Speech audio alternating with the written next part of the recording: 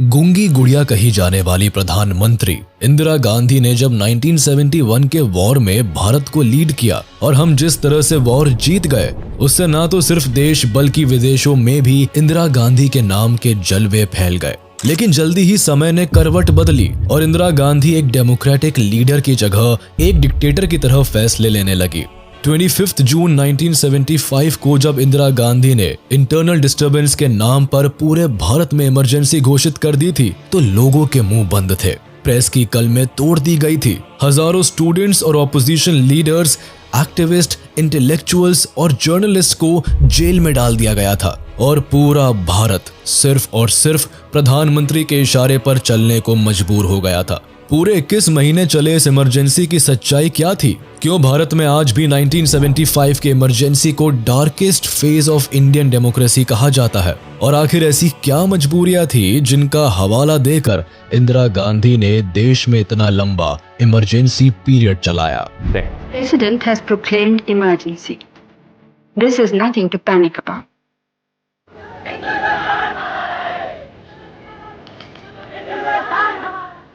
जयप्रकाश नारायण की निगाह में तत्कालीन प्रधानमंत्री इंदिरा गांधी की सरकार भ्रष्ट और अलोकतांत्रिक हो रही थी। है मित्रों और संपूर्ण क्रांति और अंततोगत्वा नया भारत बनाना है।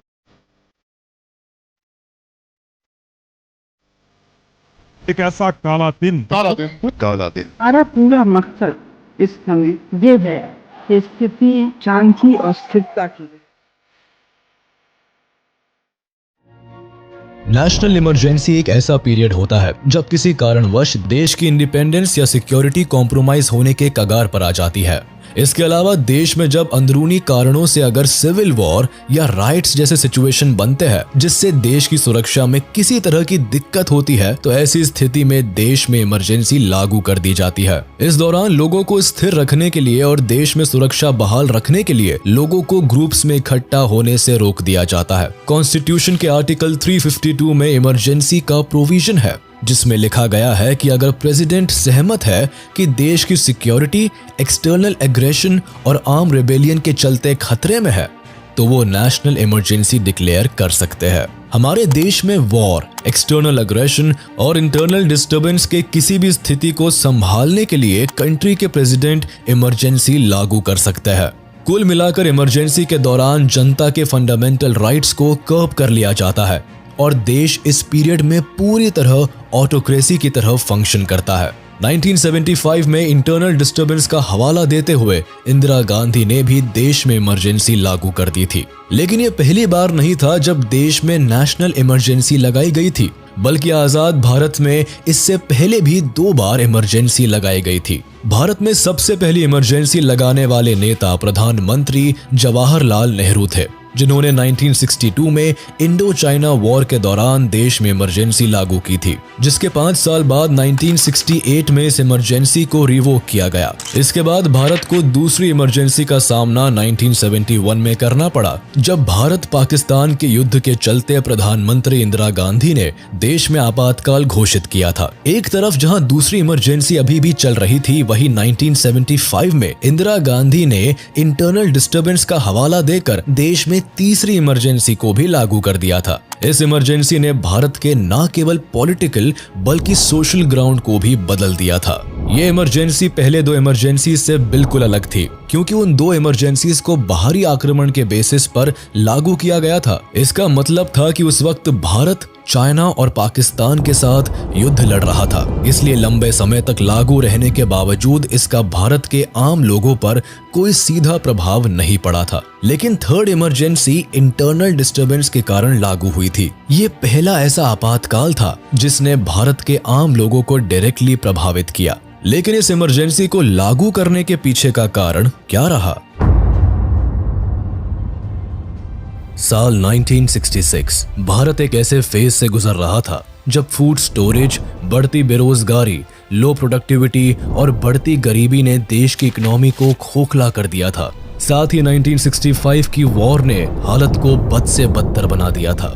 अपने अच्छे दिनों के लिए जहां गरीब जनता भारत सरकार का मुंह देख रही थी, वहीं प्रधानमंत्री लाल बहादुर शास्त्री के गुजर जाने से ये उम्मीद भी टूटती नजर आ रही थी। इस वक्त देश को जरूरत थी तो एक ऐसे पावरफुल लीडर की जो इंडियन इकोनॉमी को रिवाइव कर सकता था, देश को स्ट्रॉन्ग नेशन के रूप में उभार सकता था। और फिर इंडियन डेमोक्रेसी को साथ मिला इंदिरा गांधी का।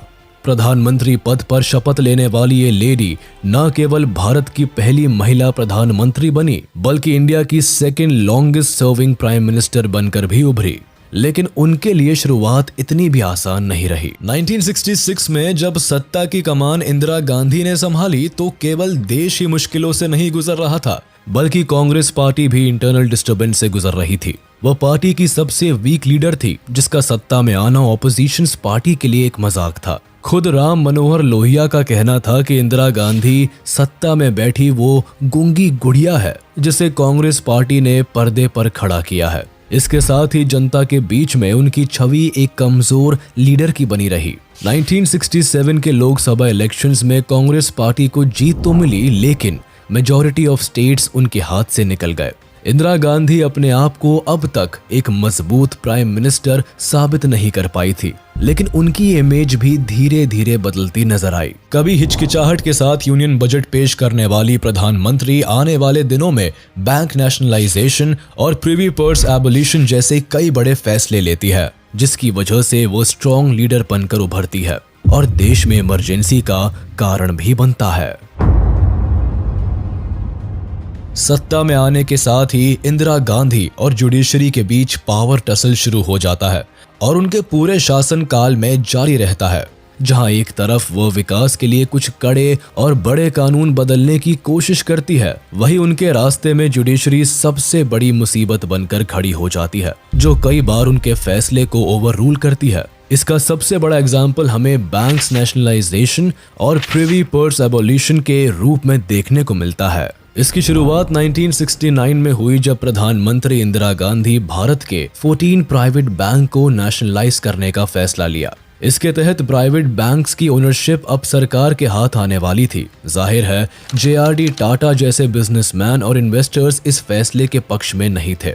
इंदिरा गांधी का मानना था कि बैंक्स को नेशनलाइज करने से देश के गरीब वर्ग, छोटे किसान और आम जनता को भी इसका फायदा मिलेगा, जो कि एक प्राइवेट कंपनी नहीं कर सकती। बैंकों को नेशनलाइज करने की होड़ में जब सरकार को आभास हुआ कि पार्लियामेंट सेशन शुरू होते ही इस ऑर्डिनेंस को पास करने में मुसीबतें आ सकती है, तब जल्दबाजी में ऑर्डिनेंस को ड्राफ्ट किया जाता है और प्रेसिडेंट के ऑफिस छोड़ने से पहले ही रातों रात इसे साइन कराया जाता है, जिससे central bank of India, Punjab national bank, bank of Baroda, Indian bank, Allahabad bank जैसे बैंक नेशनलाइज हो जाते हैं। ये कानून जहां आम जनता के वेलफेयर के लिए लागू किया जाता है, वही शेयर होल्डर्स और प्राइवेट बैंक ओनर्स इस कानून के खिलाफ खड़े नजर आते हैं। इनमें सेंट्रल बैंक ऑफ इंडिया के शेयर होल्डर्स RC कूपर अपनी आवाज उठाने के लिए सुप्रीम कोर्ट का दरवाजा खटखटाते हैं, जहां सुप्रीम कोर्ट भी RC कूपर का साथ देते हुए ये कहती नजर आती है कि यह फैसला 14 नेशनलाइज्ड बैंक्स और शेयर होल्डर्स के लिए काफी डिस्क्रिमिनेटरी और अनफेयर है। साथ ही इसके लिए उन्हें दिया जाने वाला कॉम्पनसेशन भी काफी कम है, इसीलिए इस ऑर्डिनेंस को रिजेक्ट कर दिया जाता है। सुप्रीम कोर्ट का यह फैसला शेयर होल्डर्स के लिए एक बड़ी जीत जरूर होती है, लेकिन इंदिरा गांधी इस हार को एक्सेप्ट नहीं करती। जल्द ही वो इंडियन कॉन्स्टिट्यूशन में एक न्यू अमेंडमेंट लेकर आती है, जिसके तहत सुप्रीम कोर्ट का फैसला रिवर्स हो जाता है और भारत के 14 प्राइवेट बैंक्स को नेशनलाइज कर दिए जाते हैं। इंदिरा गांधी का ये डिसीजन पूरे इंडियन बैंकिंग सिस्टम को बदल कर रख देती है। अब तक जो बैंक्स केवल शहरों तक सीमित थे, उनकी कई ब्रांचेस देश के गांव कस्बों तक पहुंच जाती है और इंदिरा गांधी का ये फैसला उन्हें जनता के दिल में एक खास जगह दिलाने में कामयाब रहता है। लेकिन वो यही नहीं रुकती, बल्कि और एक नया बिल इंट्रोड्यूस करती है जो रॉयल फैमिलीज की जड़ें हिला देती है। 1971 में Indira Gandhi privy purse abolition पर जोर देती है। ये खास तरह की पेमेंट थी जो सरकार प्रिंसली स्टेट्स की रॉयल फैमिलीज को देती थी। 1947 में जब देश को आजादी मिली थी, तब इंडिया में जुड़ने वाली प्रिंसली स्टेट्स की रॉयल फैमिलीज के लिए सरकार की तरफ से एक पेमेंट की गारंटी दी गई थी। लेकिन इंदिरा गांधी इस एग्रीमेंट को दूसरी नजर से देखती है। उनकी नजर में ये एक स्पेशल प्रिविलेज था जो भारत के प्रिंसिपल ऑफ इक्वालिटी और सोशल इकोनॉमिक जस्टिस से मेल नहीं खाता था। इसीलिए उनका मानना था कि इस स्पेशल प्रिविलेज को एबॉलिश करना जरूरी है। इसी मकसद से privy purse abolition bill Congress party introduce करती है, लेकिन इस बिल को राज्यसभा में मंजूरी नहीं मिलती। इससे इंदिरा गांधी सरकार की मुश्किलें बढ़ती जरूर है, लेकिन वह अपने इरादों से पीछे नहीं हटती। 1971 इलेक्शंस के दौरान भी वह प्रिवी पर्स एबोलिशन पर जोर देती है। उनके इस थॉट को भारी पब्लिक सपोर्ट भी मिलता है। जल्दी ही सरकार एक नया प्रोक्लेमेशन लेकर आती है जिसके तहत प्रिंसली स्टेट्स को रिकॉग्नाइज करना ही बंद कर दिया जाता है। देश में किसी भी रॉयल फैमिलीज को रिकॉग्निशन नहीं दी जाती, जिससे प्रिवी पर्स की जरूरत ही नहीं पड़ती। भारत सरकार की इस एक्ट से रॉयल फैमिलीज में खास नाराजगी देखने को मिलती है। जल्द ही ये बात सुप्रीम कोर्ट तक पहुंचती है और वो इस प्रोक्लेमेशन को नल एंड वॉइड घोषित कर देती है। इंदिरा गांधी के फैसले को सुप्रीम कोर्ट खारिज कर देता है, लेकिन इंदिरा गांधी को सुप्रीम कोर्ट का ये फैसला जरा भी रास नहीं आता। इसीलिए वह जुडिशियल ऑब्स्टिकल से बचने के लिए कॉन्स्टिट्यूशनल अमेंडमेंट का सहारा लेती है और इसी के तहत इंदिरा गांधी सुप्रीम कोर्ट के फैसले को एक न्यू कॉन्स्टिट्यूशनल अमेंडमेंट से रिवर्स कर देती है। इस अमेंडमेंट में साफ कर दिया जाता है कि प्रिवी पर्स को पूरी तरह से अबॉलिश कर दिया जाएगा।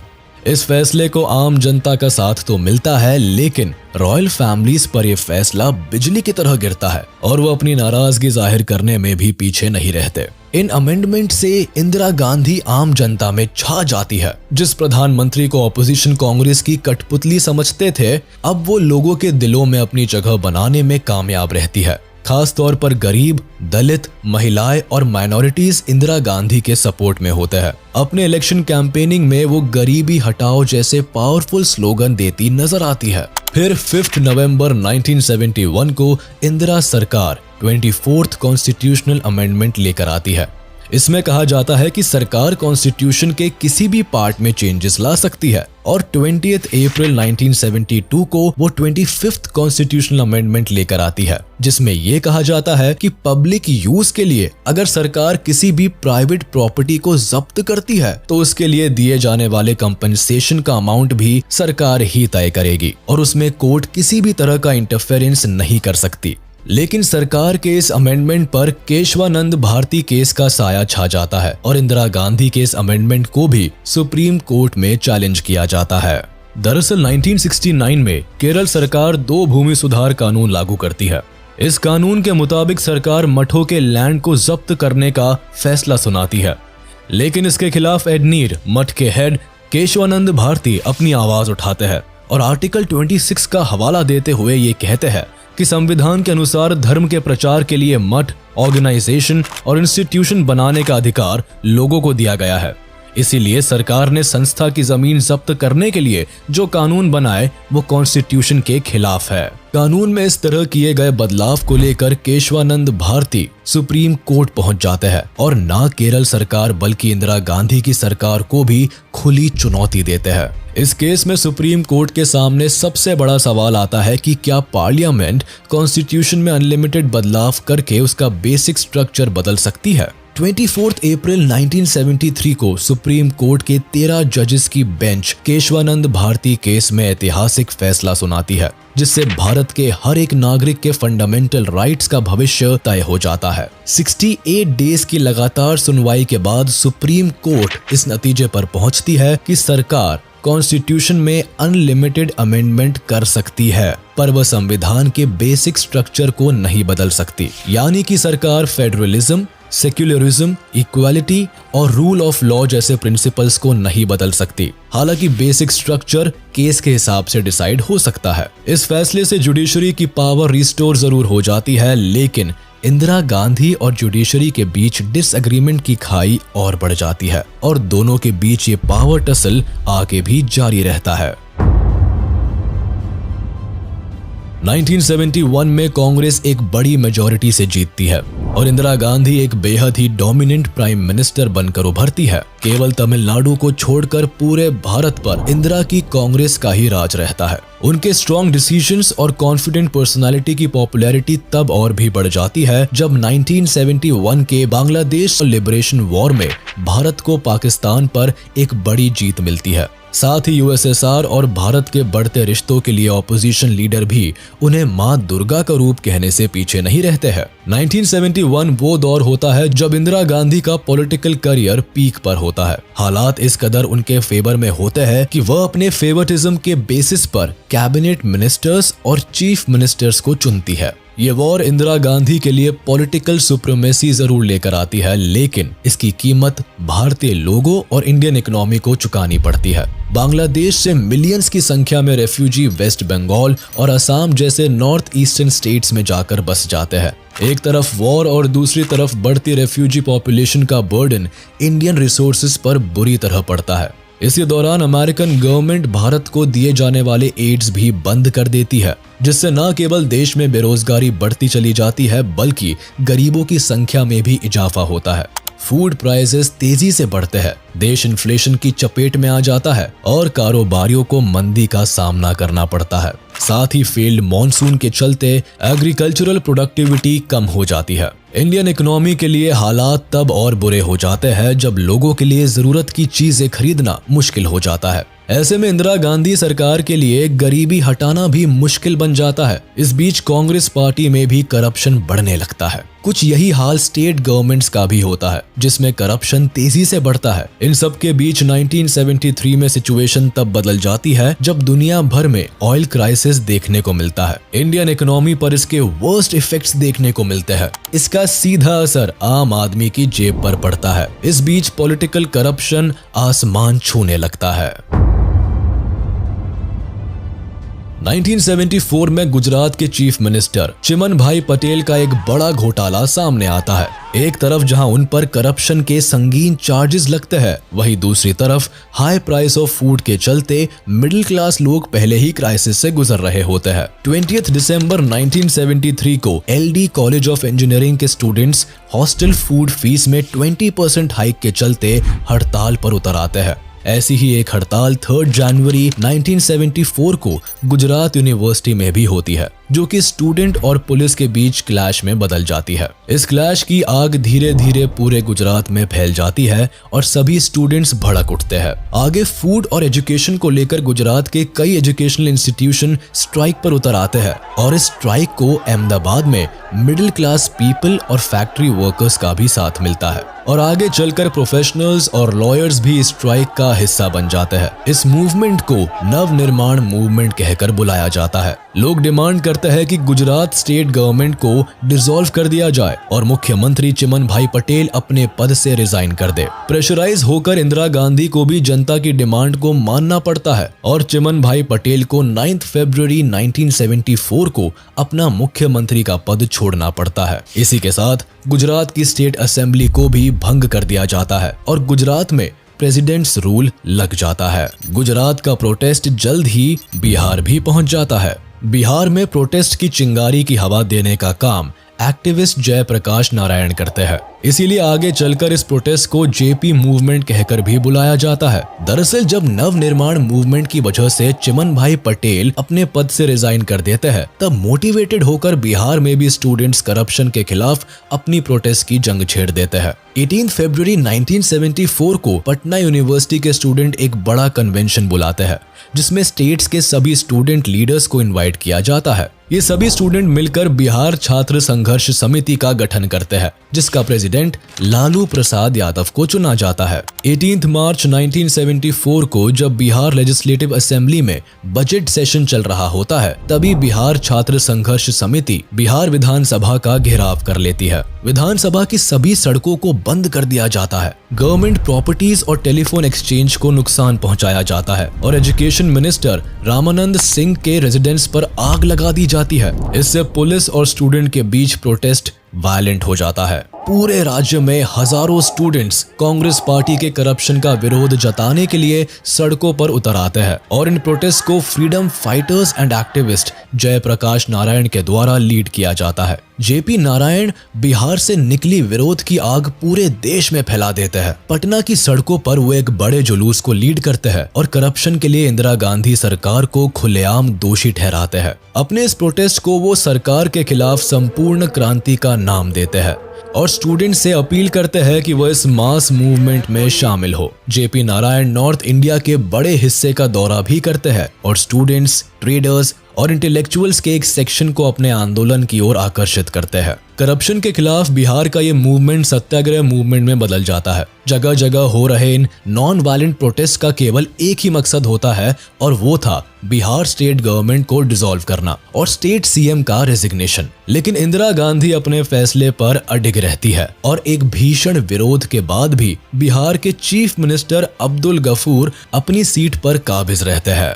जब बिहार आंदोलनों की आग में जल रहा होता है तब इस प्रोटेस्ट का असर रेलवेज वर्कर्स में भी देखने को मिलता है। Better working conditions, better working hours और सैलरी में बढ़त को लेकर रेलवे वर्कर्स में भी इस कदर एजिटेशन भरी होती है कि 8 मई 1974 को कई रेलवे वर्कर्स रेलवे स्ट्राइक पर चले जाते हैं। आगे ये स्ट्राइक 3 हफ्तों तक जारी रहती है और इसे समाजवादी and trade union leader George Fernandes द्वारा लीड किया जाता है। इस प्रोटेस्ट में 17 लाख से भी ज्यादा रेलवेज वर्कर्स हिस्सा लेते हैं और इसका नतीजा ये निकलता है कि 3 हफ्तों के लिए रेलवेज पूरी तरह से बंद पड़ जाती है। इससे न केवल इकोनॉमी पर स्ट्रेन पड़ता है बल्कि इंदिरा सरकार पर भी प्रेशर डेवलप होता है। देश के कोने कोने में कांग्रेस गवर्नमेंट के खिलाफ हो रहे ये प्रोटेस्ट सबूत होता है कि ये पॉलिटिकल पार्टी अपनी लेगेसी खो रही है। लेकिन इंदिरा गांधी 1 साल तक चले इस प्रोटेस्ट के बाद भी बिहार की सरकार को डिसॉल्व नहीं करती है बल्कि देश में हो रहे इन मूवमेंट्स को वो एंटी नेशनल करार देती है और पब्लिक की बात मानने से इनकार कर देती है।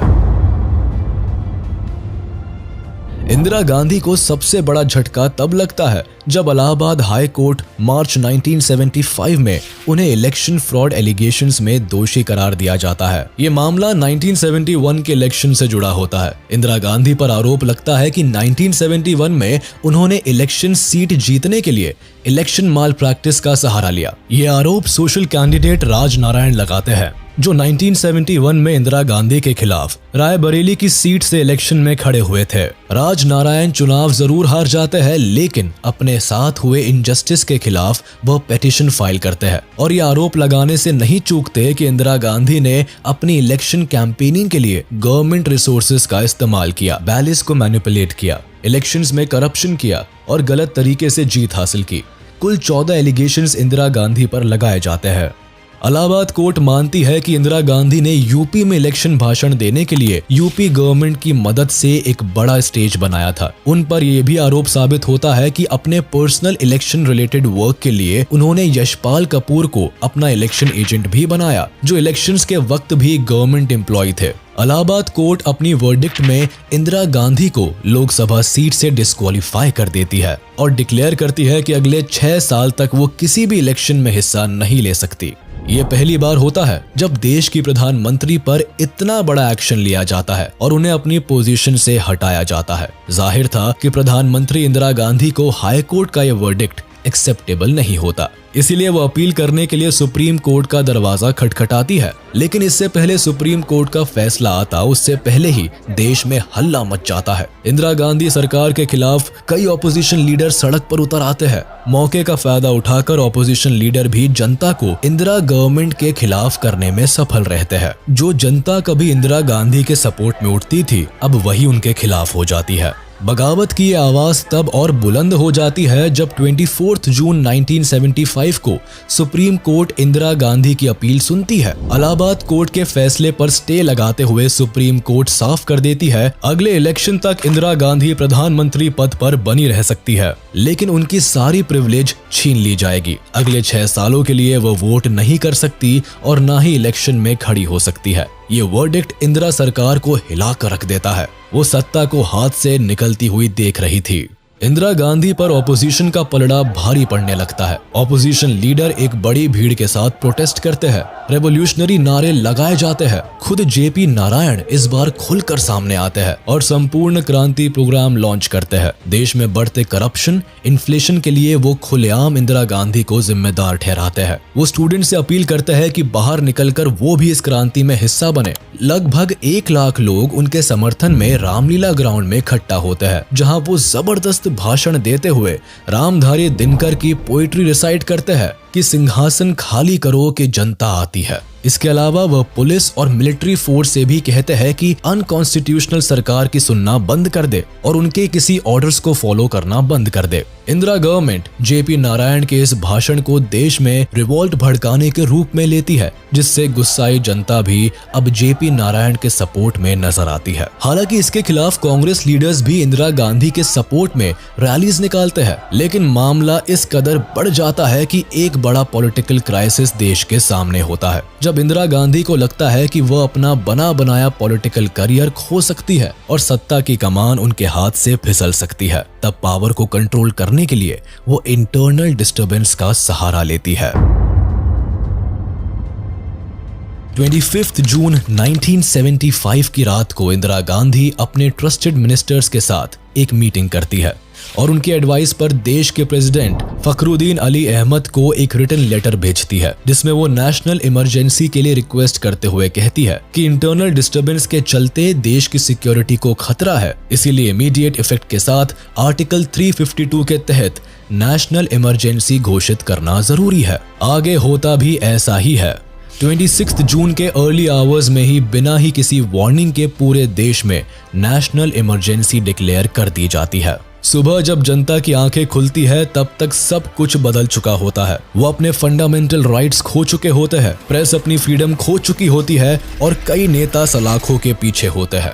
लोगों के सामने अब एक ऐसा नेशन होता है जिसकी डेमोक्रेसी पिंजरे में बंद तोते के समान रह जाती है। नेशनल इमरजेंसी का पहला परिणाम ये निकलता है कि आधी रात को ही रैलीज में बैठे ढेरों ऑपोजिशन लीडर्स जैसे अटल बिहारी वाजपेयी, मोरारजी देसाई, चरण सिंह और LK आडवाणी को अरेस्ट कर लिया जाता है। साथ ही प्रोटेस्ट के लीडिंग फेस जेपी नारायण और कई इंडियन एक्टिविस्ट को भी अरेस्ट कर लिया जाता है। उसी रात जब प्रिंटिंग प्रेस कल के न्यूज़पेपर्स की हेडलाइंस छापने की तैयारी कर रही होती है, तभी सरकार सभी लीडिंग न्यूज़पेपर ऑफिस की पावर सप्लाई कट कर देती है। इसके पहले जर्नलिस्ट कुछ समझ पाते उससे पहले ही सभी ऑपोजिशन लीडर, इंडियन एक्टिविस्ट और प्रोटेस्टर्स सलाखों के पीछे होते हैं। अगली सुबह Indira Gandhi all India radio पर आती है और डिक्लेयर करती है कि भाइयों और बहनों, राष्ट्रपति जी ने आपातकाल की घोषणा की है।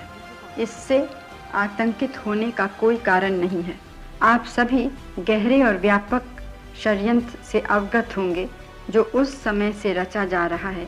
मुझे विश्वास है कि आंतरिक स्थिति में तेजी से सुधार होगा, जिससे हम जल्द से जल्द इस घोषणा को समाप्त कर सकेंगे। एक ही रात में देश की राजनीति की हवा बदल जाती है। इमरजेंसी लगाने के पीछे इंदिरा गांधी की सरकार सबसे बड़ी वजह 1971 वॉर, 1973 ऑयल क्राइसिस और सूखे को बताती है। सरकार दावा करती है कि रिवॉल्ट्स और प्रोटेस्ट के चलते इंटरनल डिस्टर्बेंस क्रिएट हो रहा है, जो देश की सिक्योरिटी के लिए थ्रेट है।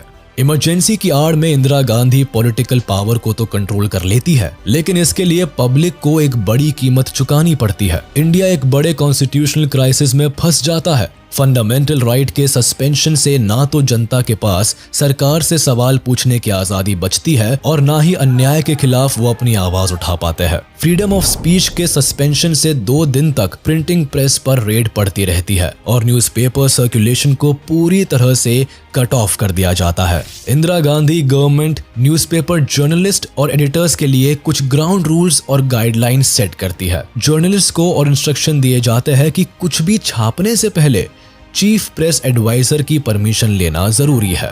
मेन स्ट्रीम मीडिया पर इमरजेंसी की ऐसी मार पड़ती है कि मई 1976 तक लगभग 7000 जर्नलिस्ट को जेल में डाल दिया जाता है। इसके खिलाफ विरोध जताने के लिए इंडियन एक्सप्रेस और स्टेट्समैन जैसे कुछ बड़े न्यूज़पेपर्स एक नया तरीका अपनाते हैं। वो कुछ लिखने के बजाय अपने एडिटोरियल पेज को ब्लैंक छोड़ना शुरू कर देते हैं। कुछ यही हाल देश की ऑपोजिशन पॉलिटिकल पार्टीज का भी होता है, जिन्हें अगले 2 साल तक जेल की सलाखों में बंद रखा जाता है। इमरजेंसी के दौरान 1 लाख से भी ज्यादा लोगों को हवालात में बंद रखा जाता है।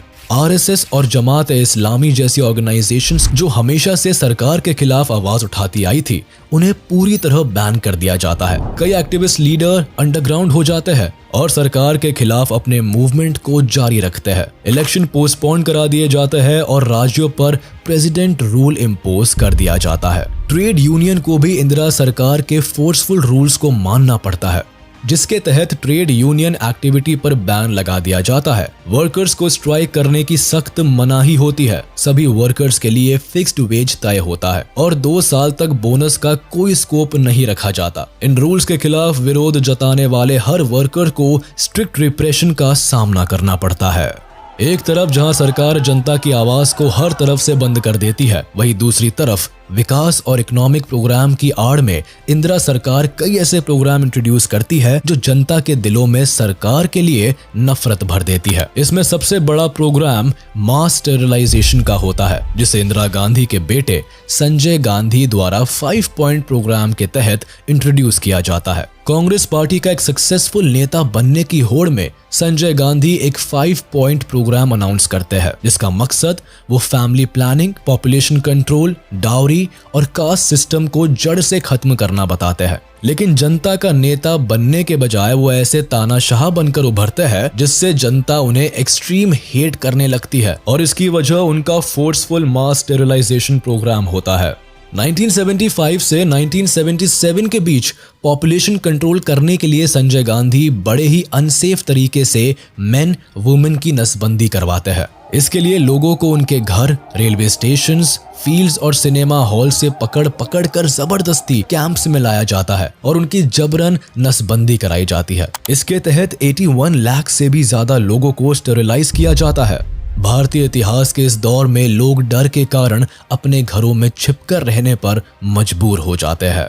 एक तरफ जहां संजय गांधी के मास स्टेरिलाइजेशन प्रोग्राम से जनता पहले ही आहत होती है, वहीं अप्रैल 1976 में दिल्ली को ब्यूटीफाई करने के लिए संजय गांधी एक डेमोलिशन ड्राइव लॉन्च करते हैं।